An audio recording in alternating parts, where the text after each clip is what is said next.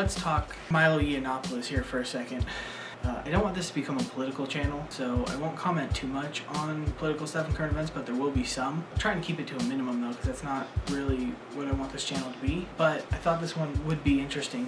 For those who don't know, Milo Yiannopoulos is an editor at Breitbart. He is a British political commentator, I guess. He's a pretty controversial figure. If you follow that kind of thing, you know that he got banned off of Twitter because of some Ghostbuster stuff with Leslie Jones. He's well known for his college speaking tour that he's currently on, and just being controversial overall. A self-proclaimed provocateur, pretty much a self-proclaimed troll, admits that he's messing with you, and he holds some pretty controversial opinions. He's been in the news quite a lot recently. Outward Trump supporter, conservative, all those kinds of things. If you don't know who he is, go look him up. One of the things that he's recently in the news for was really two things. One just happened yesterday, and one was about a week ago. He signed a book deal for $250,000 with, I forget the company, to publish his book called Dangerous. And quite a bit of protesters, people decided that they were going to boycott the publisher because they think that by publishing the book they're perpetuating his beliefs, and he holds some pretty controversial stuff. Most people call him quite a bit of names I'm not going to repeat here, but here's the thing about boycotting his book and his publisher. You're driving the sales up, is what people need to realize. It's the same thing that happened to him after he got banned off of Twitter. When he got banned off of Twitter, he blew up even more. He had quite a bit of following, but then once he got banned off of Twitter, it really again blew up because it plays right into what he wants them to do. Boycotting of the publisher does the same thing. It's exactly the way he wants you to respond. It's exactly the way that book is going to be a big seller. He's got a following now, but it's the way he kind of got himself that following was being not politically correct. He was the anti-politically correct guy, right? And there's many of them, but he was one of the ones that gained a following through that. And the more that people want to ban him from stuff, and the more that people want to boycott him, and the more people end up talking bad about him, the more popular he's going to get. You're going to take that anti-politically correct crowd and drive him right to him and give him a name. People are going to start looking him up. I found him the same way, was people were talking about banning him and talking about boycotting all of his talks and boycotting the publisher and all that kind of stuff. I looked him up and found out who he was. So again, he's a self-proclaimed provocateur, and he's winning right now because people are responding exactly how he wants them to respond and exactly how they shouldn't respond. So the correct move to someone like this, if you really wanted him to go away, is ignore him. Right? That would be the best way, is just let him talk to himself, basically. Don't give him that platform of, I'm going to boycott him, we want to ban him, we want all that stuff, because it's just going to give him a bigger name in the crowd that he is in. The whole boycotting the publisher thing, look, a lot of people who held very, very, very controversial opinions have books. It's smart for the publisher to publish his book. He's got a following, he's got a name, he's got all these things, and now people are boycotting them. It's going to drive even more people to them, and it's going to make this book a big seller. It's going to make book's going to sell a lot of books Milo's going to sell a lot of books because all the people who are fighting him, they're fighting him really the wrong way. Now, I don't really dislike Milo, but I don't really like Milo. I don't really care. Like, I'm kind of in the middle. I agree with some of the stuff he says, don't agree with a lot of the stuff he says. I don't go boycott and ban him because I understand, hey, he's saying these things to get a reaction, and that reaction is driving more people, more popularity towards him.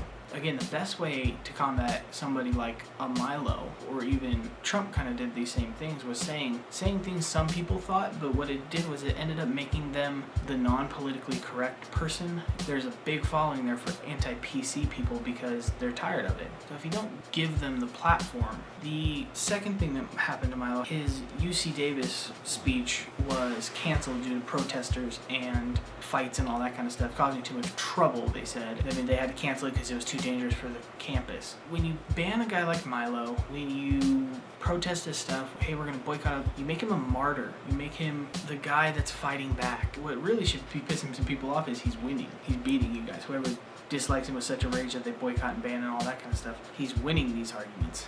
By reacting the way he wants you to react, and by reacting this way, he's winning these arguments.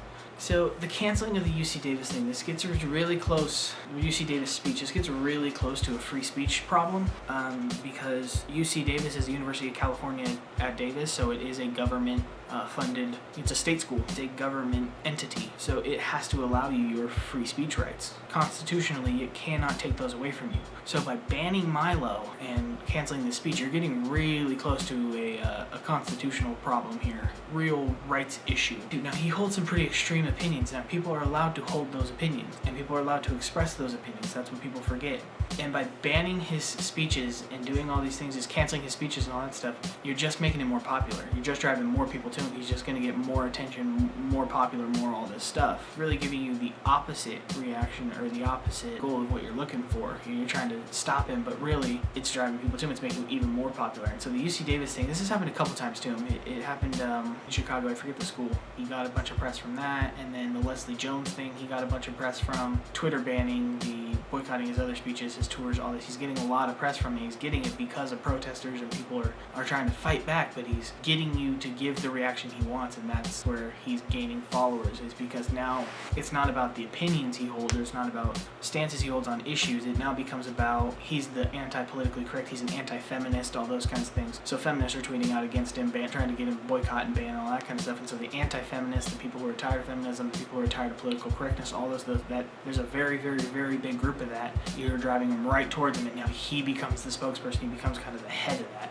or one of the heads of that, one of the spokespeople. He's making a pretty good career out of it. And so I listen to some of Milo's stuff. I've listened to some of his other speeches. I understand why people are getting upset, and I understand that he holds very controversial opinions, but also if you didn't give him that reaction, if you didn't blow him up by fighting so hard against him, he probably wouldn't be where he's at, or at least to the level he's at.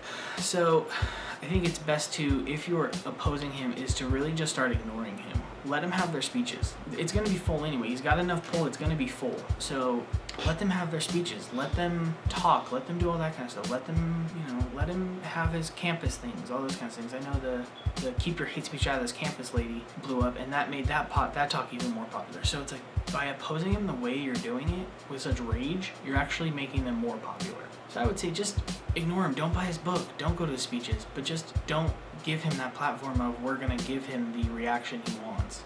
Stick to your people. Share your people. Share the people you agree with. Book deal, cancel speeches, all that kind of stuff. It plays right into his hands. Don't do it anymore. I'm not going to talk too much on political stuff. Probably do some current events, all those kinds of things. I'm going to see where I'm going to go with this, but I don't want it to get too political on here. I'll give this video a big thumbs up. Make sure to comment, subscribe, and share it, and I will see you next week.